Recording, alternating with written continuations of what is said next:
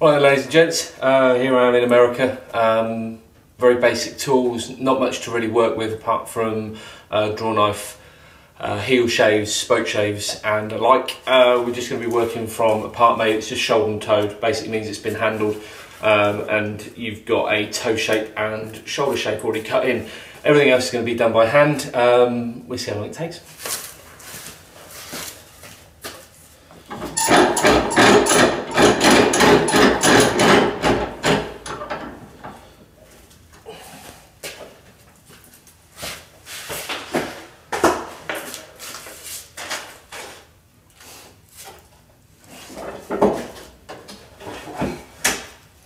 A lot of people use different types of draw knives. The normal handled version is probably pretty popular. I use a French draw knife with a little type of acorns on. It's just kind of what I got used to. This old Greaves has got quite a lot of character to it, but probably the biggest feature for me is the control. Just by having it in the palms. Yes, it's nicer to have the normal handled type in terms of being able to pull. You get more of a grip, more of a purchase. But in using something like this, I'm quite lucky in terms of, big strong boy, but I can use my palms and the palm control just to get a little bit more accuracy. As I say, it's probably a preference thing, but works for me.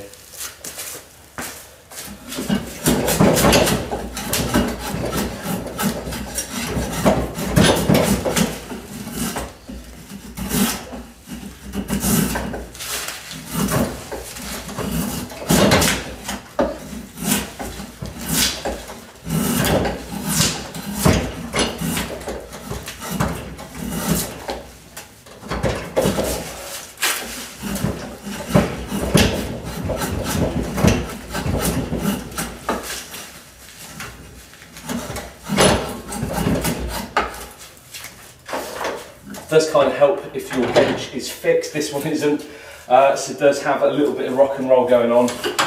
Makes it a little tricky, but not impossible. Just means you have to sort of counter it with a little bit of your own body. My belly. Here we go. In amongst. That's the other type of draw knife. A bit more traditional. You'll be able to see from the angle. It's already kind of preset, so when you pull, you'll take a certain amount off. They are very, very good for pulling off bulk. Realistically, I think a more skilled bat maker than myself would be able to handle this and be able to be a little bit more intricate. As I say, it's a preference thing, which is why I choose to use the French.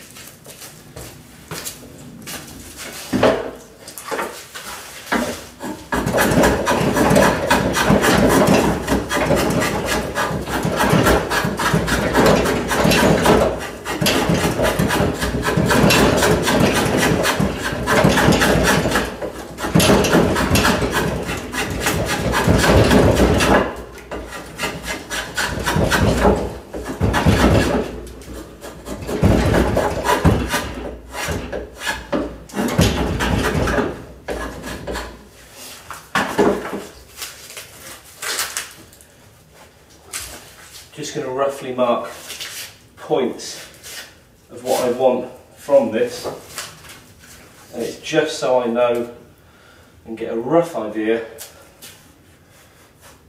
of balance before we even start. I know where I want my apex, I know where I want it to have its sort of best performing area of blade. You're always going to get it roughly there and thereabouts, but you are able to control a little bit of the shift in the way that it's shaped, but importantly, how it swings. The pendulum effect for bats is kind of crucial.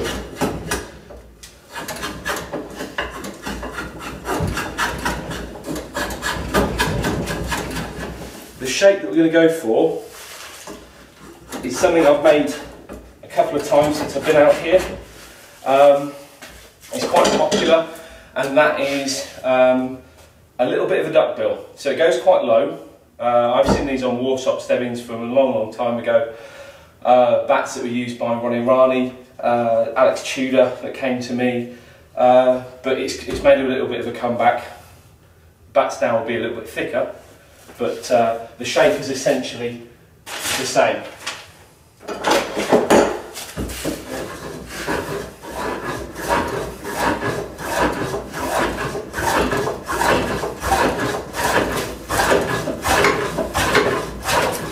So I'm just trying to get as much bulk off as I can. I've got my little apex point here. My set middle will be about 1 inch lower, and then I have a nice little playing area, which is normally I just try and envisage about a ball. But I want to be working the wood off here, trying to take it into the handle. I will end up with a spine, but it's very difficult to sort of try and envisage or try and tell you once it's sat on the bench, but I can see what it looks like finished, and that's always the key part to it. And then it's just a case of, once we've got a basic shape cut, feel it, try and understand exactly how the back's going to be played and how it's going to be used, and then just alter. It's just minor adjustments after that.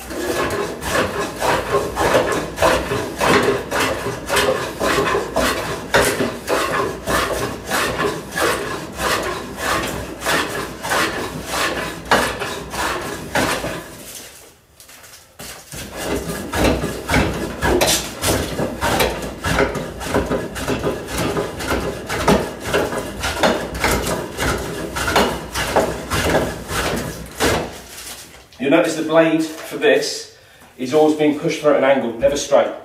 If you think about trying to put a knife through butter, even though if it's hot, if it goes in deep, it's just going to want to cut through. If it's at an angle, it'll work across, and then you get the filing come away, get smoother cuts.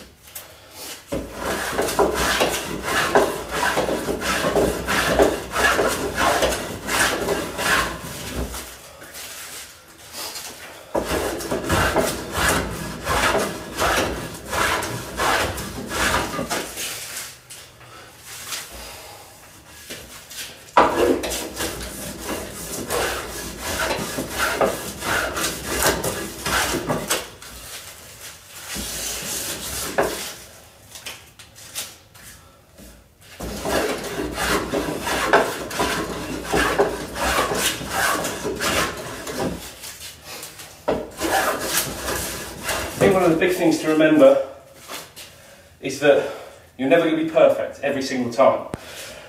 You're always going to make an odd mistake, but you can rectify it if you don't take too much off. I'm still only 5-6 years in, and you're limited by how tired you are. I've been making bats now for about 6 hours. I wanted to fit this in before I headed back to the UK, and whilst I'm tired, and as you can see it's quite, well, very manual, I still want to be able to control what I'm doing. I don't want to make too many mistakes. Not for the fact that you'll look an arse, but you'll importantly waste a very good piece of wood.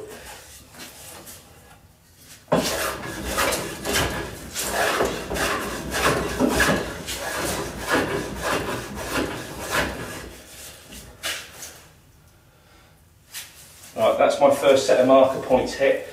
I've left about 3-4 mil to play with. I try not to be too aggressive down this end. A lot of people would probably say that I fettle rather than get sort of tucked into this particular area, but as I say, it's a preference thing. It's what you're confident and comfortable working with, because as I say, you can't put the wood back in.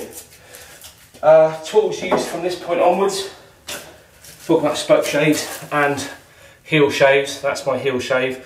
I think these were Snell and Atherton originally used for leather and heels, as in cobblers, and normal spoke shave.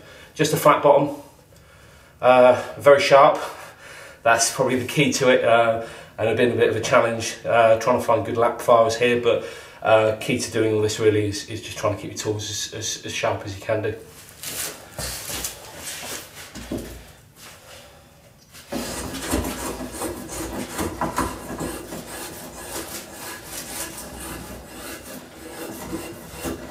This point really, as I say, I've hit my little nodes that I've penned in, and I just want a little bit of shape now. The straight edge is great for taking the bulk off, and it's a little faster for that bottom end, and I'm a bit more comfortable using that here, because as I say, we don't have any machinery here. Everything at the moment is done by hand, apart from probably just a dual action sander. Once again, just to help get the bulk of the sanding done. It's still finished by hand, but this trusty old tool, and you'll see, very much like the draw knife, I guess it's called character. The blade on here really isn't straight, and it's the same as the blade in here. It's got a huge amount of character. It might not suit everyone, but it works very, very well for me, not only with the knife, but also the heel shave. You get to understand and feel each little part of it. So if you want to get tight into shoulders, you'll use a particular part. If you want to get a little bit more bulk, even with the subtle shave, you can do just by rotating it around and just using a little bit more of the blade.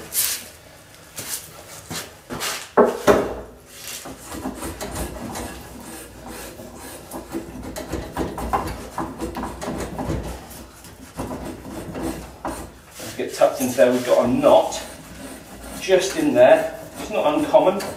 You'll find with a lot of bats, I even spoke about it recently on Instagram. Some people cover them up, especially when they're up in and around the splice. You'll find that a lot of companies, larger stickers, a little bit more concealment, doesn't really affect anything. It's not great if you've got a huge amount of filler in there as well, because vibration will and does bring it back out. But it is, once again, it's just you know, 9 times out of 10 it's just a cosmetic.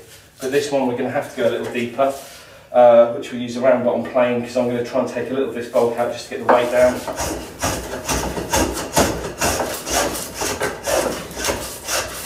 Just working in about 15mm from the edge, because I can map that by eye, but just by putting this tiny little channel in, we're going to be stripping out a couple of ounces as we go, not just from the cuts, but by the time it's levelled off and sanded, there's quite an amount across the whole of the cleft. I'm going to drop my toe down, and this is a little bit scratchy, not the best way of going about it. You should use the knife a little bit more, but where I want the duck, which is that little bit of a fall off, I just want to cheat, and I want to take these little pieces. If I just took straight away from the wood and come down with a knife, I've got these little kidney areas, and what I want to do is I want to thin those out, and I'll use the round bottom plane and the heel shave just to take a little bit more out. It will still look flat to the eye, but we're just changing. We're talking, you know, 1/16 of an ounce, but when that 1/16 of an ounce is that end of the bat, it makes a big, big difference.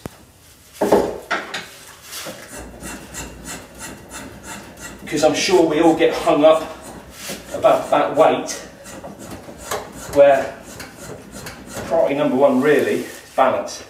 There's no point having a £2.8 bat if it feels like a dead weight, whereas if it's a 210 bat, correctly balanced, feel good, feel very, very good.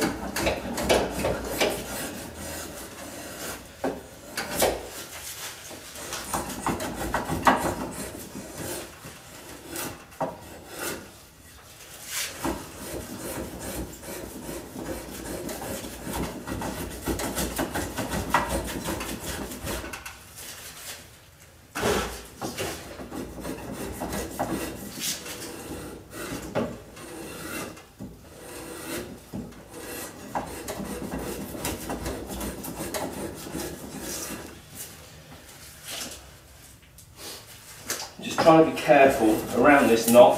There's still a little bit left in. I'll show you towards the tail end. I'll take the blade out of the knife, out of the vise. But what I don't want to do is I don't want to encourage this to pop out. There's just a little bit in there. It looks like it's going to be fairly safe. But I don't want to cause any more damage by ragging into it with just muscle.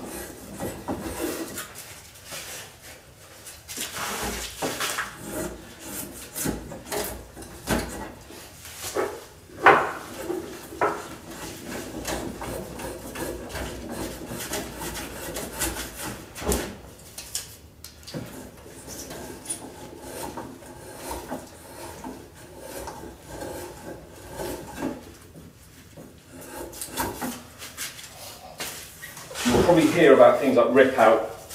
Got a little bit there.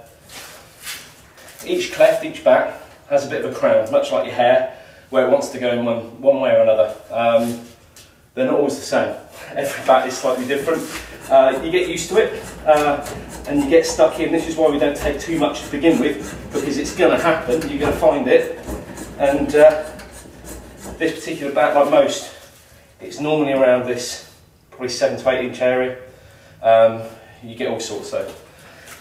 This week especially, we've had one that wants to go down from this point and then go up yet the other side of the bat. Probably another 8 inches down, will only go down from there, then wants to go up. That's what you get for working with a product of nature. It's just, and you'll probably hear it from a number of people really. When you're working with certain types of wood, certain bats, the bat is pretty much telling you what it wants to be. You can't really force it to be anything else. No, not everyone's going to believe in that, because it's a money-making business and you need to make as many different types of bats out of as many pieces of wood as you have available. But if you've been afforded the time and someone wants a custom-made bat, then it's about trying to select the right piece of wood.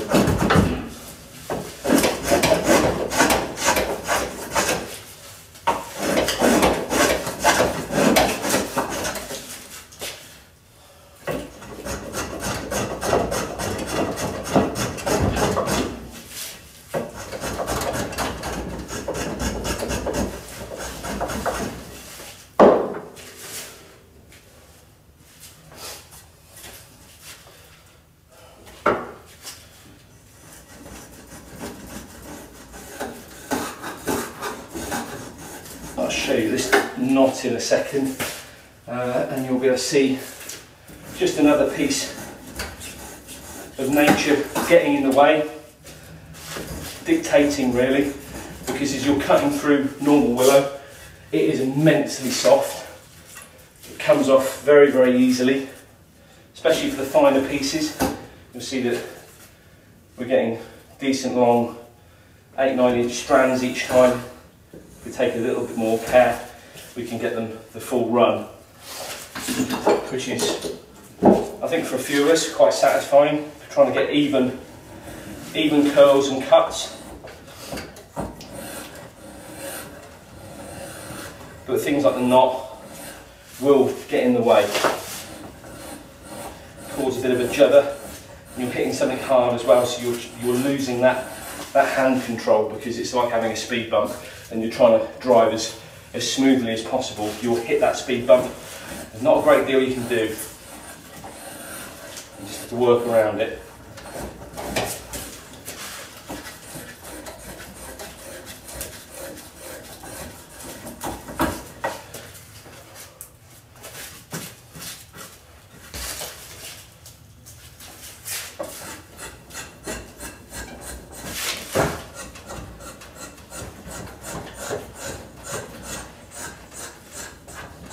Ducking in the toe now. Just want a little bit of a rise and fall, that's all. We're keeping the toe still fairly thick because we don't want a weak toe. These pieces of wood have come from the UK, already pressed and handled, so I don't really have a say in there, and I haven't been able to apply the pressure I'd want at particular areas if we're going to make slightly different shapes to what we normally produce. Each shape is done slightly differently, not by much, but like with most bats, everything's got its own characteristic, and we need to try and accommodate that.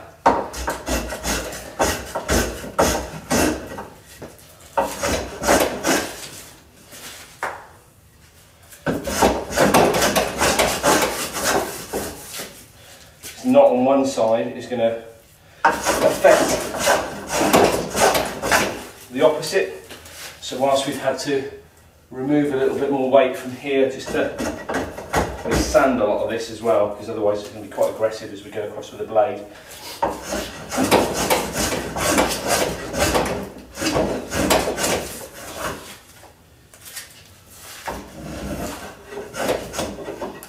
I'm quite light in the way that I press on here because I want it to skip. If it's catching something, it's raised. If it does skip over, then I know with that hand as a guide, I've got the rough height that I want, and I'm not trying to tear lots of material out. I want the blade to follow the nodes that I've set, so I can dictate the shape for this final stage.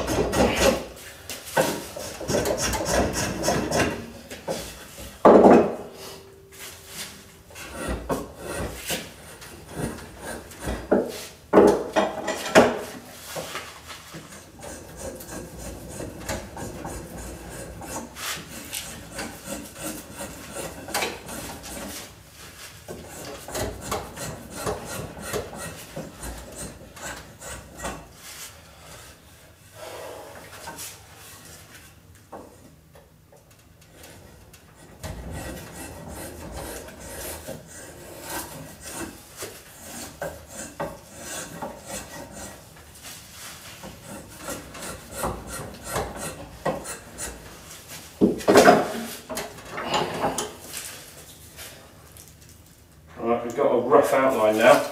See low, middle, duck toe, but you'll also see this little area here. It's at the end of these stages, but it is a lot tougher. It's a lot harder to work with. By means, it's not the worst thing you're going to encounter. There's all sorts. I've even found bugs buried inside. They died for the cause. But the next job really is we'll do a little fennel. I like to put a little bit of a sand on just so I can see something that's uneven. I don't have drums here, so a lot of it's going to be done by eye. A drum sander with a cushion is a little bit more even. It gives you a greater control for the sand, the final sand as well. But in this instance, what we're going to do is we're going to leave it roughly like it is at the moment, and then we're just going to give it about an 80 or 100 sand, and you'll be able to see by eye the high spots and low spots, and then file the shoulders in. Different ways of doing it. I'm actually just going to use a hand file rather than a drum, and just cut the splice down, shape the handle, and we're almost there.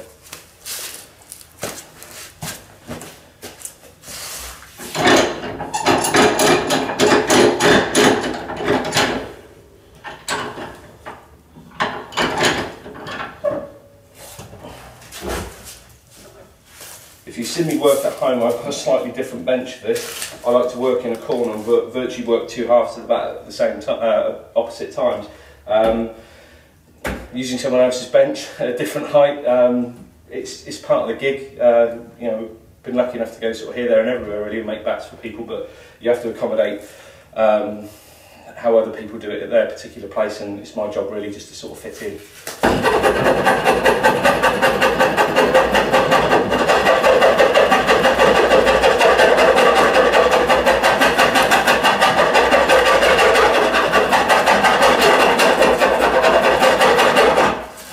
Nothing special about this, it is just straightforward file. This is just purely about what's comfortable for you and what you believe is a sensible handle shape for people. But actually stripping off, I'll just show you quickly, it's just purely hard work. That's all it is. A lot of this is, it's labour intensive, it's very manual. There are no shortcuts really. If you want to get it right, just spend the time, not rush like I'm doing now. But just envisage what you want to see as an end result and just work to it. If it takes you twice as long, then so be it. You can't put the wood back.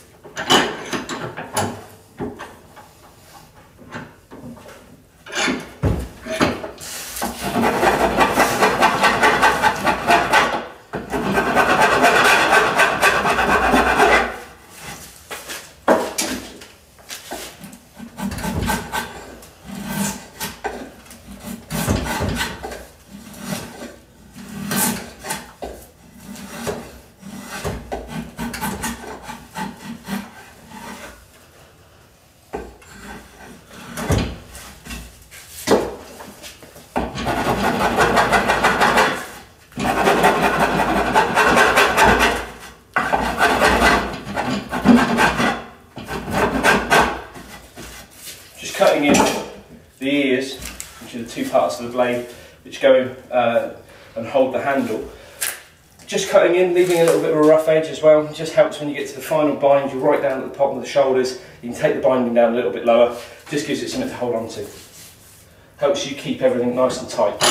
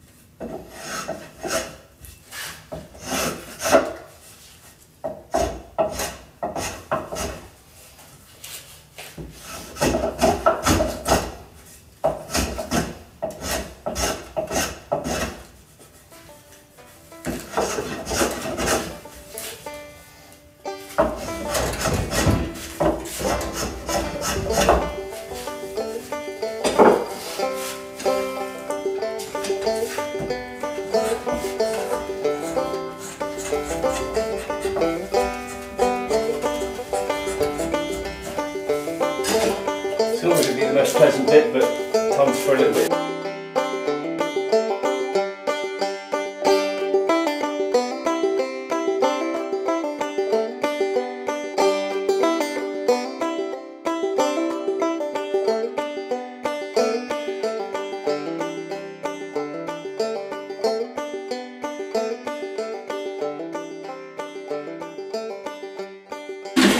stop halfway through, give you an idea of what we're trying to achieve. It depends on how well you can see this. This is just the side that's had the knife work. We're trying to make it, even when we're using the knife, we're trying to make it as smooth as we can do without going too OTT, because as I say, I haven't got drum sanders here. But the point of using this 80 grit to begin with is this just gives me a good indication of whether I've got any high spots or low spots that I need to work out. So far it's not too bad. Obviously still have this little area to address, which is going to run through on here. It's behind the face, so that's not a huge issue. But so far, touch wood, it's not too bad.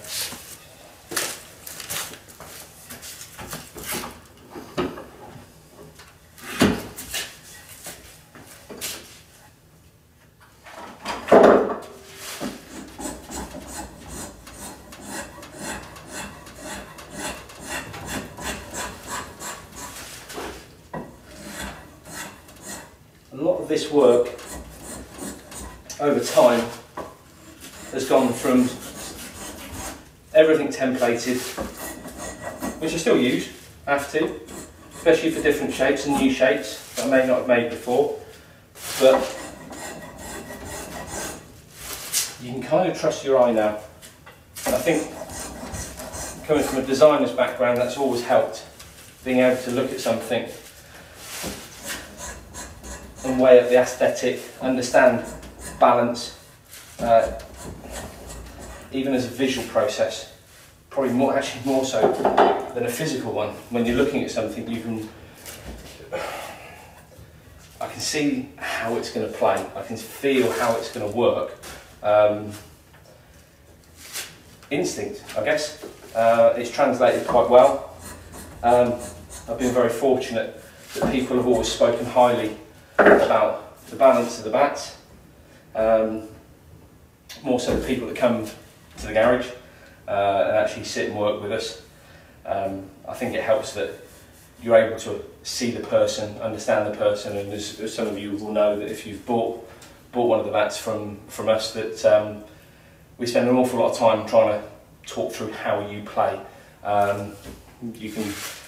There's a myriad of 6 foot left-handed batsmen that bat in the opening spots. Everyone's going to be slightly different. You'll have a certain style. You'll either be a Graham Smith or a Gower, but it's the little details which kind of help.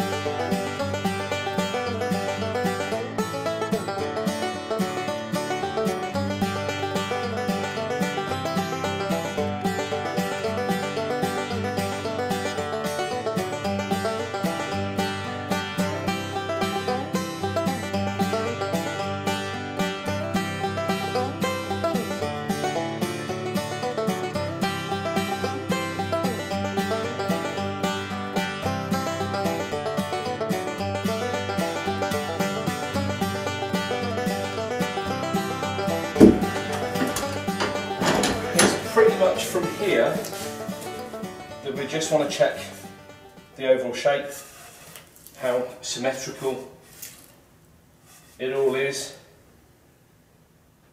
At the moment it's not too bad.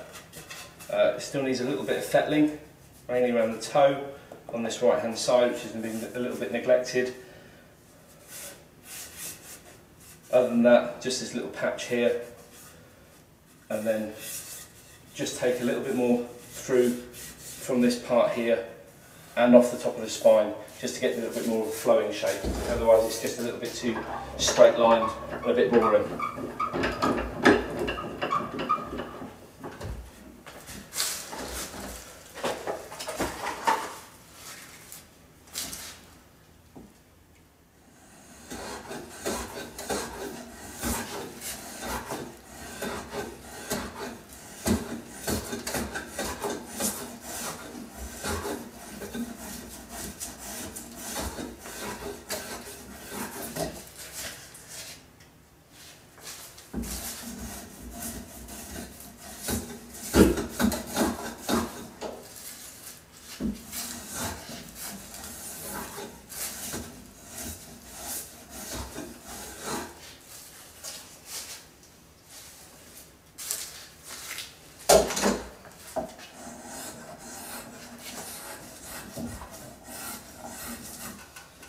people get caught up early on in the straightness of the spine, and whilst it is important to show you sort of hand control and the fact that you are trying to make a pretty symmetrical blade, you can leave a lot of it to the last minute. It's only really this first part here, making sure we're pretty much dead centre. The actual wobble, we'll all get that to a point, but it's right at the last stages, sanding. You can be quite accurate and ensure that you've got a nice peak running all the way through the length of the spine. Other questions we get asked about sanding papers. Really the final sand is one of the most important ones. I have no idea what this stuff is. This is just what's been waiting for me since I've arrived in the US. I am very, very fussy though, and I knew I was going to be using dual action. I use a Smith and Arrow pad for final sand. Once we've used the DA as well, it will be done by hand. Going round and round in circles isn't the best way to obtain a good finish. There are cheats, but if you want the very, very best of finishes, then you do it by hand.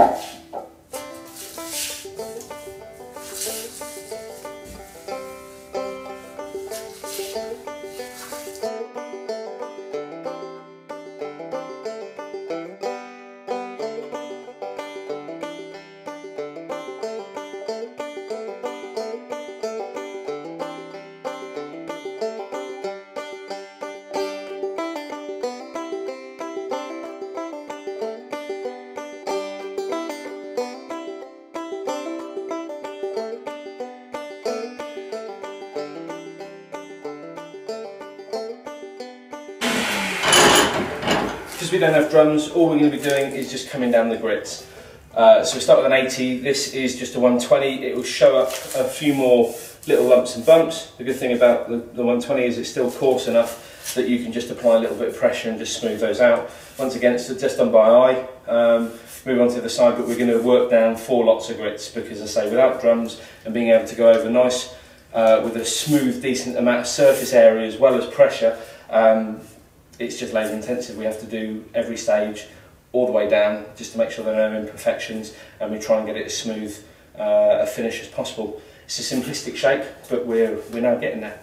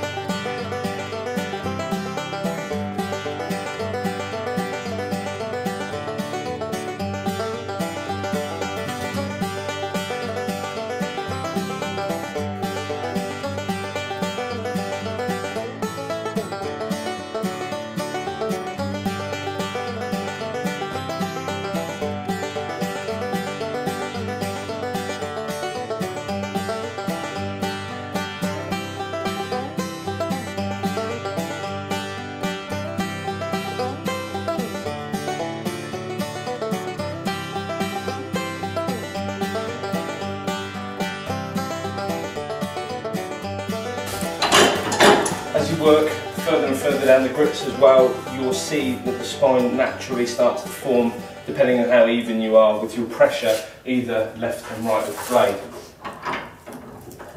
It's a case now of cleaning up the face after taking the rest of the handle part out.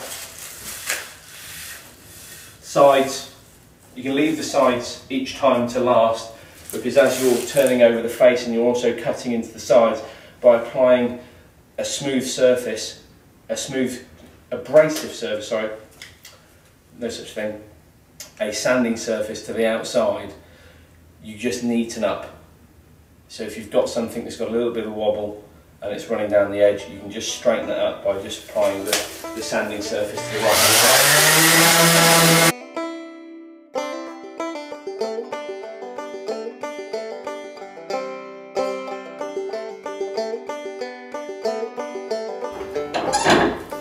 Also use the dual action sander just to work in the shoulders. We've got a basic cut in here which we've used with the file. We just push across the blade, but we just use the outside of the sanding disc now to flick across and just give these a little bit neater finish.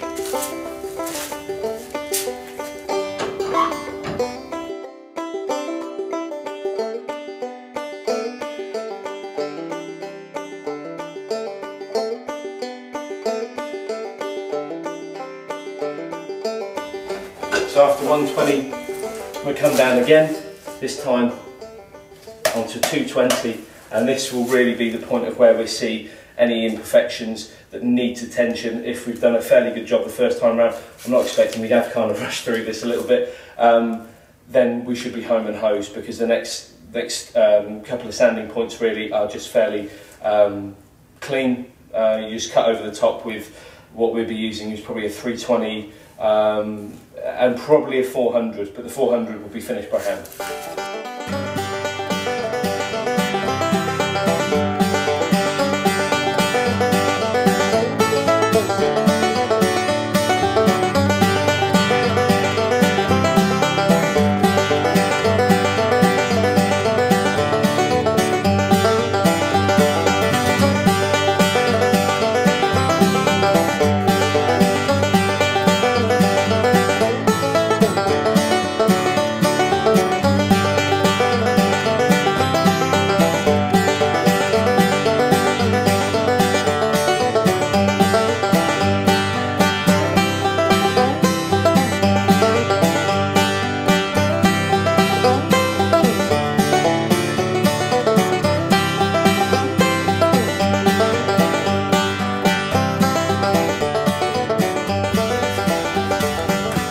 There we have our cricket bat. There are a few things that we will still do. We're going to bind by hand, we're going to finish with a final sand, but you don't want to sit and watch me for the next half an hour mess around with sanding papers. Essentially, once we're up to that sort of 400 stage, we use a 320 there. We want to go across. We want to make sure that we haven't got lots of rotations, lots of swirls within the wood, because we want to get this now as clean and as smooth and as directional as possible. The other bits and pieces which you may want to know, the reason why we keep everything kicking around is that old DA discs or old bits of sanding paper you can cut into little strips, so that when you come to do the shoulders, you've got something of which, once in a vise, is a little easier, just to make sure that these top areas, these top surfaces are smooth. Sand your handle in, get the shape that you want, make sure that you've got everything as symmetrical as possible, make sure the toe's nice and flat and worked out, but other than that, in a short space of time, that's how you shape a cricket bat.